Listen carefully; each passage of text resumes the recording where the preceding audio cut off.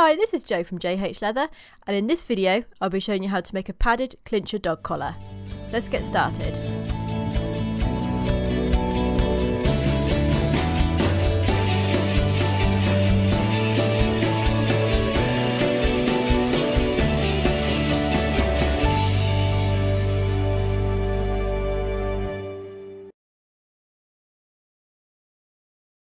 So for this video you will need your clinchers, your buckle and D-ring, a strip of leather, some 6mm padding foam and some leather for padding with.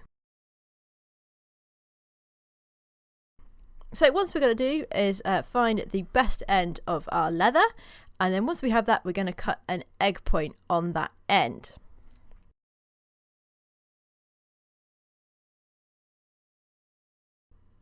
Once you've got an egg point you're happy with, we're going to mark out our holes. So the first hole is 2 inches from the end, and then I am doing mine 5/8 of an inch apart, and you'll want 5 in total. You then need to mark the overall length of your dog collar and just mark on with your scratchel where you want your crew to be. You can then even that up with your set square. You then want to mark 2 inches up from that line and cut off. That will be the back of your turn. So you also need to mark where you want your stitching to finish. So I generally double the length of my stitch holes apart and then mark a little bit away back from that, about 3/8 to half an inch, depending on the size of your collar, and mark a line on the flesh side of your leather. Once you've done that, you are then able to edge number 1 all around the grain side of your collar. And then I'm using a number 3 hollow edge just on the end of that point, and I'm going up to that mark that we just put over for where our stitching is going to finish. So once you've done that, you can then skive 2 wedges to go either side of your D-ring.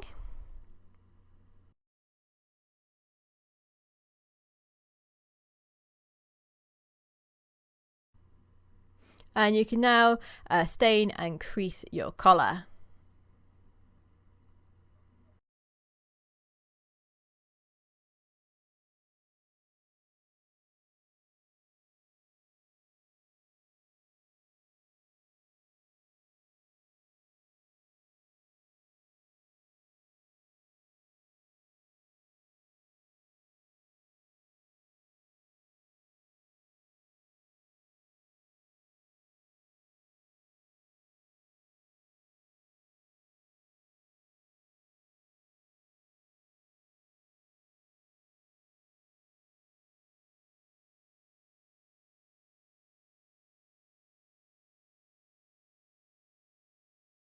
So I've left my crease on the crease heater a bit longer than I would normally. So I just do a little test piece there first, just to make sure it's not too hot, because if it is, it can burn your leather and you don't want that.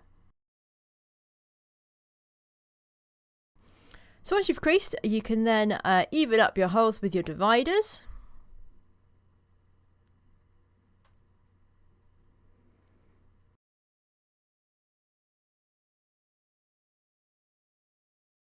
You can then set your dividers so you can draw 2 little guidelines for your crew punch.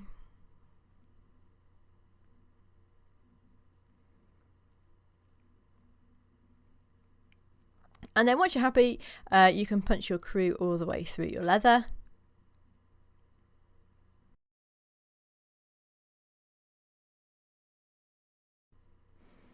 And then using a number 6 edge tool, you just want to take out the back of the crew just to allow room for the buckle tongue. And then you want to just make that turn and pop your buckle in. We're going to mark now where our stitching can start to. So you want to get that nice and tight up close to your buckle. And mark with your thumbnail. And then transfer this to the other side with your set square. You can now set your dividers to your stitching width and draw your 2 stitch lines onto your collar. Now I decided to move the bit where my egg point will start a bit closer to the end there, just because I think it would look a lot nicer if it was a bit rounder. And then once you're happy, you can use a round object and just draw that egg point on. Now you are ready to stitch mark. I'm stitch marking a number 7. That's what I use on all my dog collars. And you want to stitch mark all the way around.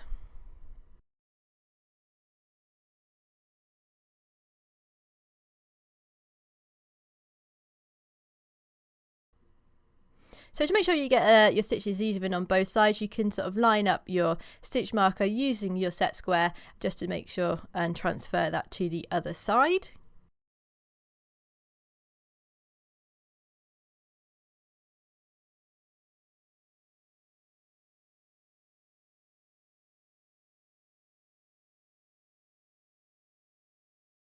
Okay, so you can then skive the end of your turn, and what we're going to do is we're just going to place our buckle and D-ring and one of the wedges in it just to see where our clinches can start to. So we're not going to tack anything in here, we just want to see whereabouts everything is going to sit once we have got everything together. When you're happy, draw a little line with your scratch awl. You can then transfer that line to the back of your leather, and this between these two lines that we have on here is where we're going to split, because as you can see the little legs of our clinchers are not long enough to get through the leather. So using a scrap piece, you just want to do a few little test shots sort of first. You want to aim for taking about a third of the width of the thickness of your leather off. Obviously this depends on what leather you're using, if you need to take as much as that off or not.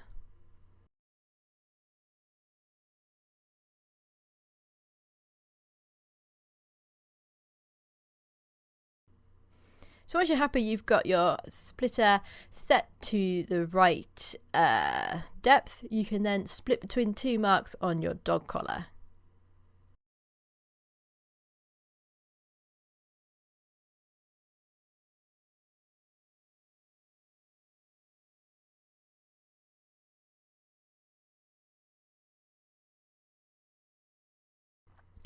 Okay, so we're going to do some testing first to make sure we get everything right before we do it onto our main collar. So with the sort of test bit that you split, we're just going to quickly edge it and stitch mark it. You don't need to do anything else, this is just a test piece. So we know where our clinchers will sit to and the best distances for setting that up.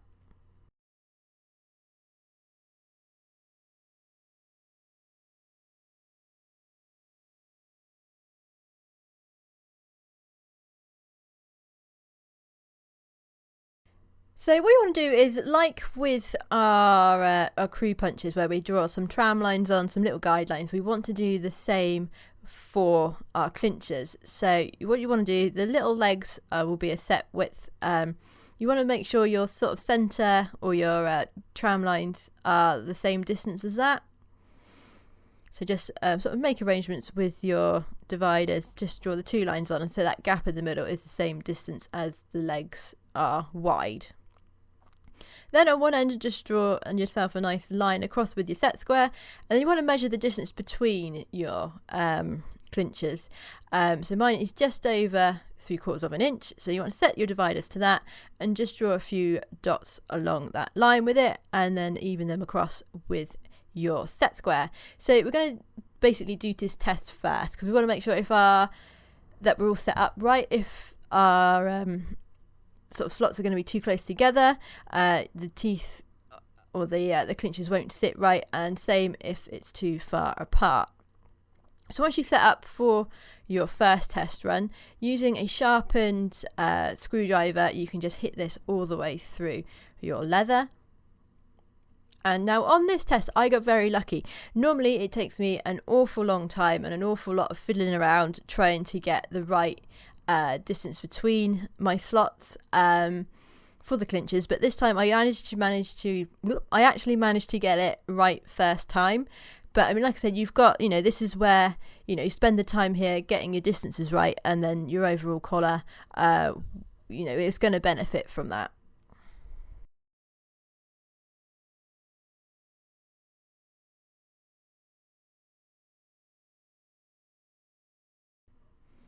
So I go all the way here with setting my clinchers in, just to make sure that everything is, like I said, doubly and triply checked right. You don't have to do this on yours if you don't want to, but for my test runs, especially when I haven't made one for a long time, I do generally fold the legs over just so I know exactly what everything's going to look like.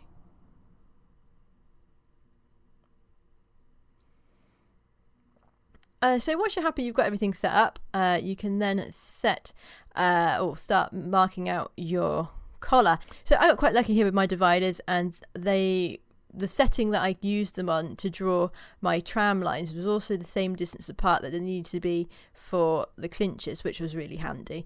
Again, that doesn't normally happen. I think I just got lucky this time. So once you've got them set and everything is ready to go, you can draw on your dots along one of those lines, and then once you've got them all on, you want to just transfer the line across so you've got a nice sort of line across that you can follow with your screwdriver.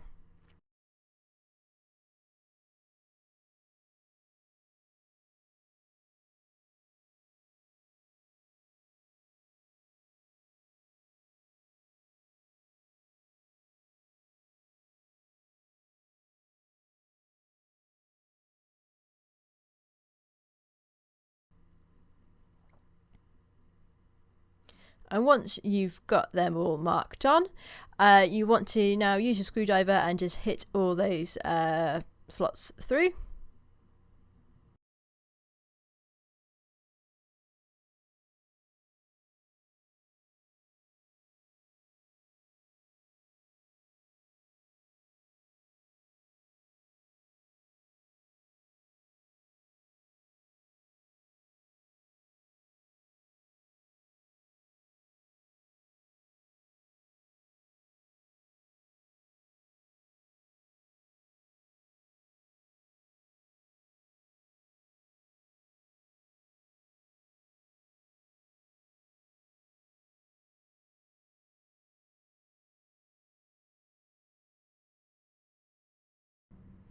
Okay, so once you've got all your slots sort of cut out and ready to go, you can now start setting your clinchers. So I actually use my set square for setting my clinchers in place. I use the same set square to set any studs as well. I just find it easy to use.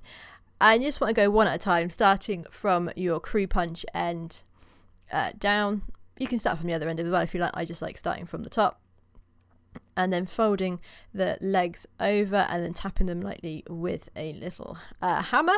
You don't want to hit them too hard just because you don't want anything to get dented either. And then you just want to go along and make sure they're all set in the middle. So if your slot is slightly off to one side, or it was slightly too big, your clinchers can move slightly up or down in those little slots. So you want to make sure, place one in, and then there's a little bit of movement to move it up or down if it is in the wrong place. If you haven't got that movement, what you can do is actually just use your screwdriver just to make that slot a little bit longer to give you the room needed to make sure that it's all in a straight line and not all wonky donkey. You don't want them to be like all our wonky teeth or anything.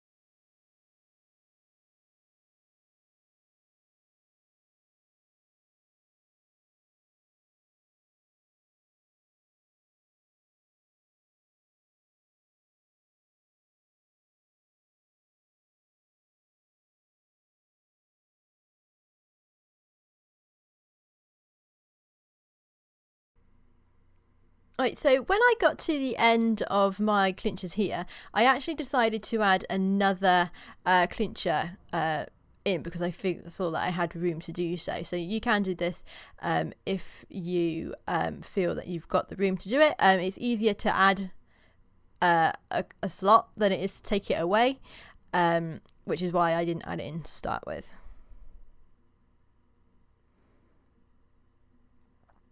And for this collar, it's quite a small collar here, and I was using the 5/16 clinchers. So it's a 3/4 collar, 5/16 clinchers, and I used 25 clincher links on this collar to give you an idea of how many you'll need. So once they're all setting, you can then start putting your collar together. Now I'm using a crown buckle, which is a whole buckle, so I don't need a fixed loop on this one, and I can just go straight ahead and put my D-ring in.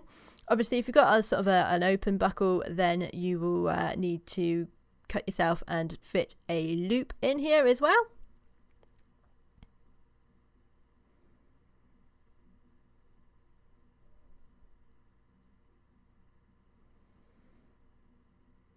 And then once you've tacked everything together, we're now going to cut out our padding foam. So I'm using 6mm Plastizote, which is what I use for all of my padding.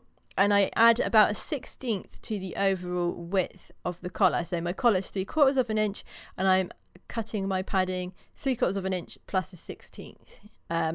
So you can also, you can add up to an 1/8 as well, depending on, it's personal taste. I like adding a 1/16 to mine. You might like yours with a bit more padding though. So once you've got your padding strip cut out, you just want to taper one end and then skive it down with a sharp knife. Not like my blunt one. So yeah, just skive it down, and then once you've done one end, you can measure it up against your collar and cut the overall length. So I stop mine sort of where my egg point taper starts is where my padding stops, for reference. And then again, taper the ends and skive with your knife. You can then cut out your padding foam, your padding leather. So I'm using 0.8mm baby buck napper here. So you can use the thicker stuff as well. Obviously, if you are using thicker panel hides, this will add a little bit more to the overall width of your collar. So that's just something to be aware of. So once you cut your leather and foam out, you can then start gluing the pieces together.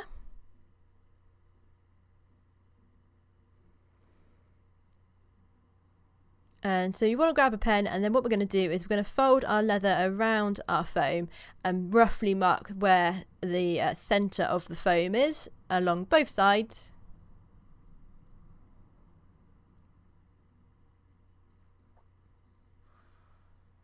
And then using your scissors, you just want to trim off the excess.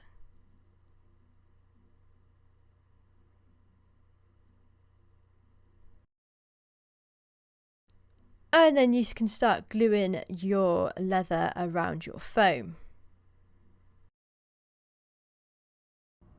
So I do want to apologise if my lighting seems all over the place in this video. It was very sunny and a very cloudy day when I filmed this, and so which played havoc with my camera settings. But hopefully I've not got anything too dark in the video for you.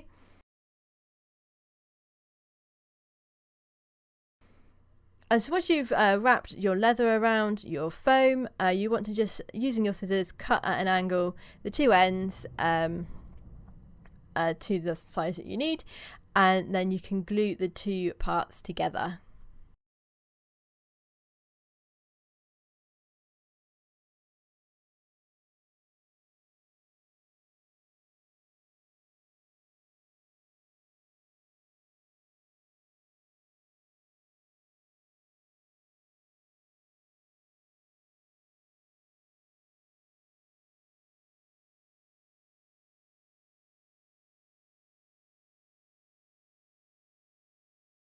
So once your padding foam is attached to your main collar, we can now stitch our collar. So we're going to double hand stitch, and as always, we're going to start with a back stitch.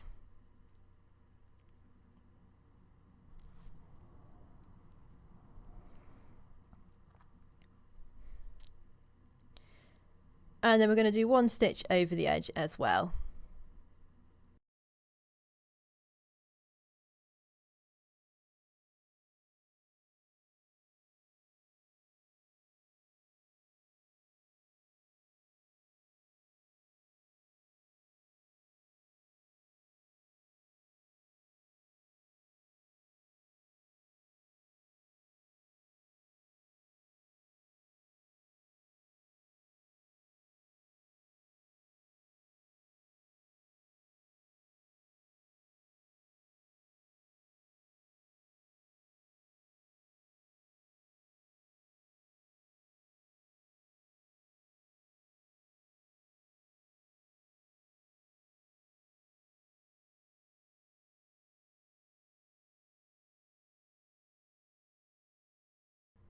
When you get to the D-ring, remember to do one long stitch over your D-ring, then a back stitch, and then continue stitching the rest as normal. So you're going to have 3 long stitches over that D-ring area.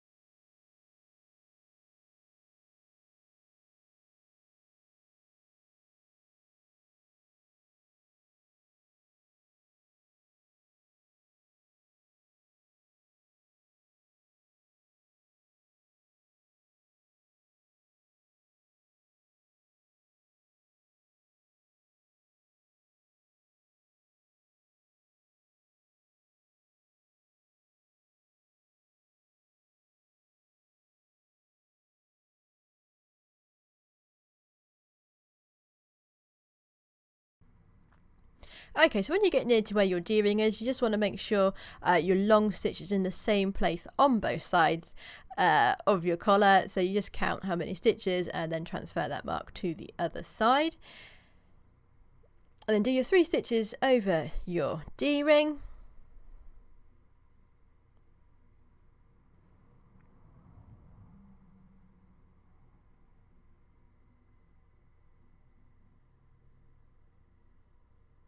And then finishing off, we're going to do a stitch over the edge and 1.5 back stitches to lock our threads.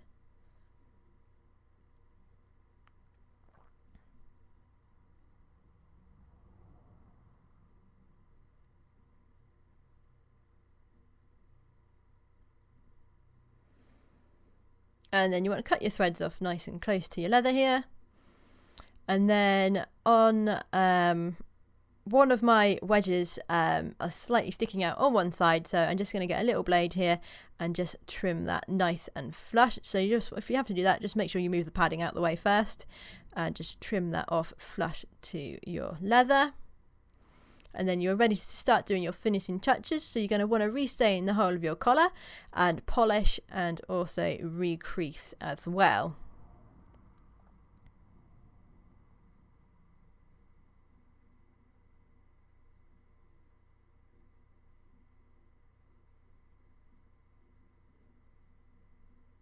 So I also like to run the bone folder down either side of the clincher links when I do these ones, just because obviously it's sort of fitting them in and stuff, it can sort of, you know, move the leather around a bit. So just by rubbing that edge down, it just makes it nice and flush again.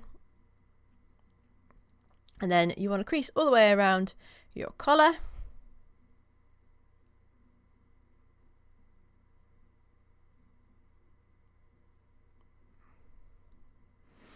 And then our final step is to punch the holes in the point end. So if you haven't already, you're going to want to even these up first before you punch them all wonky.